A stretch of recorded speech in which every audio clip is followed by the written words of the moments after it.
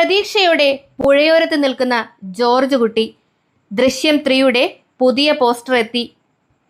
ലാളിത്യമുള്ള കുലീനത നിറഞ്ഞു നിൽക്കുന്ന ഷർട്ടും മുണ്ടുമണിഞ്ഞ വേഷവിധാനം, പിന്നിൽ പുഴ, കറുത്ത പ്രീമിയർ കാർ, കാറിന് മുന്നിൽ പ്രതീക്ഷകളോടെ നിൽക്കുന്ന മോഹൻലാൽ.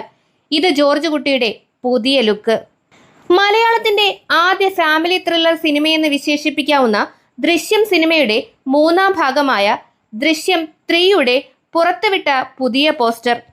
ജിത്തു ജോസഫ് രചനയും സംവിധാനവും നിർവഹിക്കുന്ന ഈ ചിത്രം ആശീർവാദ് സിനിമാസിന്റെ ബാനറിൽ ആന്റണി പെരുമ്പാവൂർ നിർമ്മിക്കുന്നു. ദൃശ്യം സീരീസുകളിലെ ജോർജ് കുട്ടിയും ഭാര്യ ആനിയുമൊക്കെ മലയാളി പ്രേക്ഷകന്റെ കൂടപ്പിറപ്പുകളെ പോലെ ആയിരിക്കുന്നു. സ്വന്തം കുടുംബത്തിന്റെ രക്ഷയ്ക്കായി ഏതറ്റം വരെ പോകാനിറങ്ങുന്ന ജോർജ് കുട്ടിക്ക് മുന്നിൽ വലിയ പ്രതിസന്ധികളാണ് നേരിടേണ്ടി വരുന്നത്. എത്ര പ്രതിസന്ധികൾ ഉണ്ടായാലും കുടുംബത്തെ രക്ഷിക്കുമെന്ന ഉറച്ച തീരുമാനമുള്ള ഒരു ഗൃഹനാഥന്റെ ആത്മസംഘർഷങ്ങൾ. ഈ ചിത്രത്തെ മുന്നോട്ട് നയിക്കുന്നതും ഈ ഉറച്ച തീരുമാനമാണ്.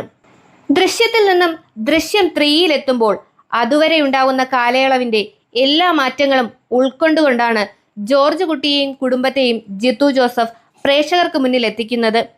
ജോർജ് കുട്ടിയെയും കുടുംബത്തെയും പ്രേക്ഷകർ ഏറ്റെടുത്ത് ആ കഥാപാത്രങ്ങളുടെ സ്വീകാര്യത തന്നെയാണ്.